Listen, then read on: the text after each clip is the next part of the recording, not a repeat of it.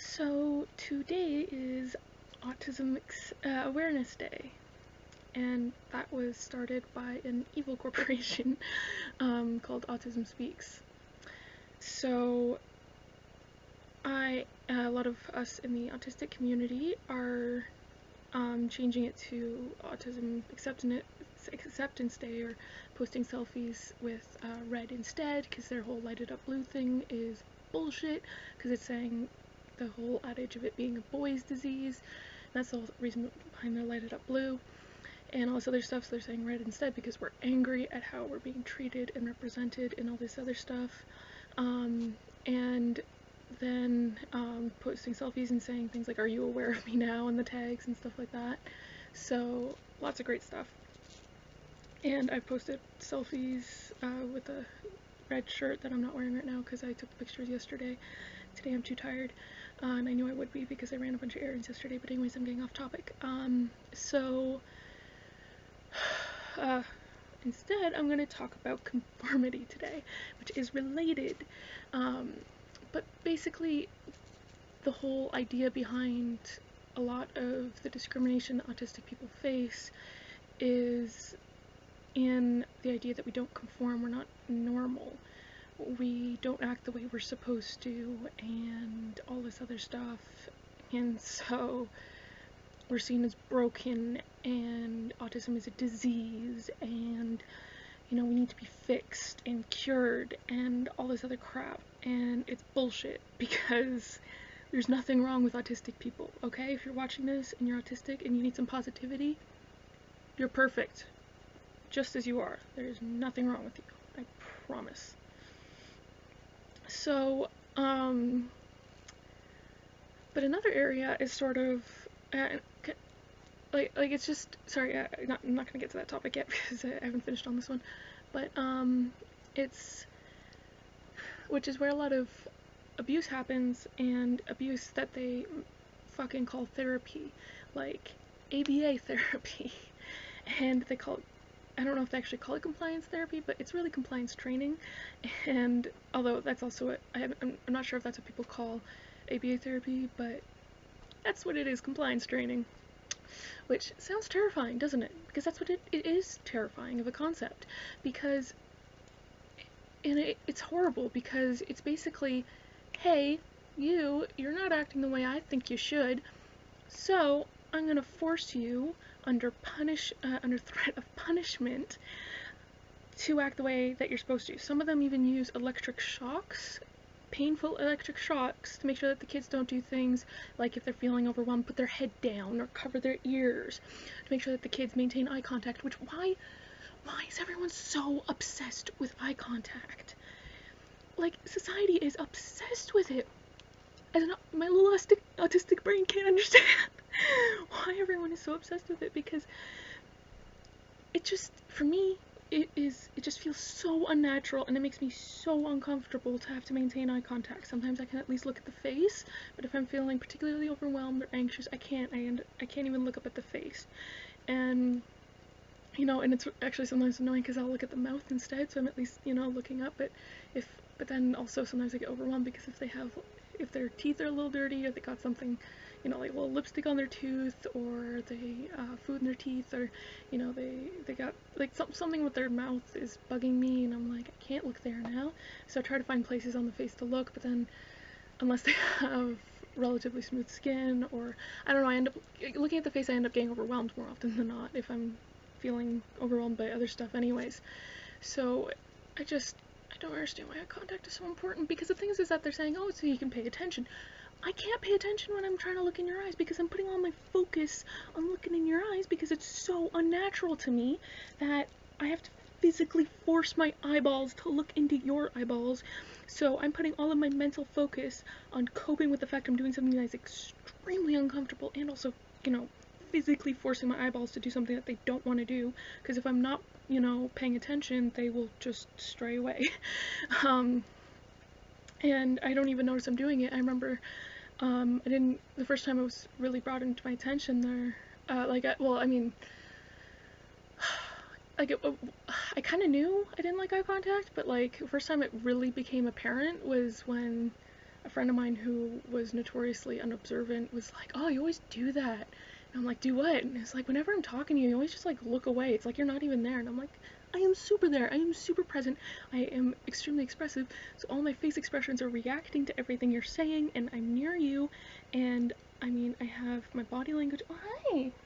Hey. Sorry, my kitty cat just came by for snuggles. And all this other stuff.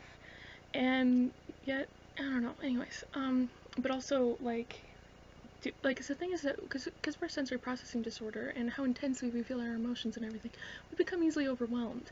And so a lot of ABA therapy is stopping us from doing things to cope with it. So stopping us from stimming, stopping us from, leaving a situation that becomes too much or whatever else, forcing us into situations that become that are uncomfortable or whatever else, and forcing us to make eye contact and all this other stuff, without even, because they're like, oh, it's not that hard, I can do it. Like, you don't have all of your senses being super intense all the time. You don't have all of your emotions being super intense all the time.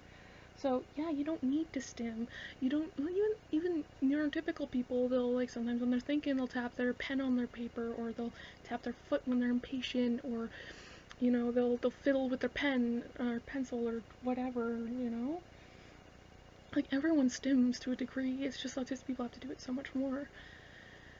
And it's kind of like not acknowledging the fact, and it's just basically the whole conformity thing is like acting like we have to conform and we have to comply to your way of thinking and act exactly how you want us to. And this is dangerous because we end up getting taught that, oh, and the stimming thing is also, I remember one particular one is that I used to suck my thumb, and my mom would put hot sauce on my thumbs. Now if you just put hot sauce on your skin, you might not notice anything because the thing that causes the burning sensation is it reacting with your saliva. So she thought it was just, oh, ow, that hurts, I'm not going to put my thumb. But the thing is that the saliva would get on my thumbs, so my thumbs would be burning. But, little autistic me, she's an asshole. Anyways, but because that oral stimming, and eventually she managed to get me to stop it altogether in my preteens, but then I started having, sleep issues where because after a while she managed to get me to only do it to fall asleep, because it was a self-soothing thing. And when she finally managed to get me to kick the habit altogether, I started having trouble falling asleep, staying asleep, and I was plagued with severe nightmares all the time because I had PTSD back then because I suffered extreme severe abuse. But that's kind of unrelated to it. Kind of. But also that opens up issues of, oh, the way I feel towards situations is wrong, so I can't trust how I feel in a situation, which opens them up to be perfect abuse victims because they feel like they can't say no. Because if they're not comfortable with something, they've been taught their whole lives, oh, you're not comfortable with something? Too fucking bad, deal with it. So what if someone wants to do something sexual with them? You're not comfortable, too fucking bad, deal with it. What if someone wants them to do even something innocuous, like go volunteer for this thing, or stay at this place, or just a million things? And it's happened to me a bunch of times, and I've gotten into huge trouble with it because I just couldn't say no to a person who was pressuring me and didn't even have to do that much to pressure me, because I just, okay, yeah. And I mean, if you've been watching my videos, like, well, aren't you willing just figuring out you're autistic, how your parents could have done? Thing is that it's just, my mom was just so fed up. It's like, oh, how can I get my kid to obey? Because why is everyone so obsessed with obedience over well-being? Why is obedience more important than well-being? And even in areas like you have to act the way society thinks is appropriate. Like, there's been this jerk who won't stop hassling me on one of my video comment sections talking about how I'm an adult, I can't watch cartoons, I need to mature, and it's what's good for me, even though cartoons are good for me. I have issues. Cartoons help with them.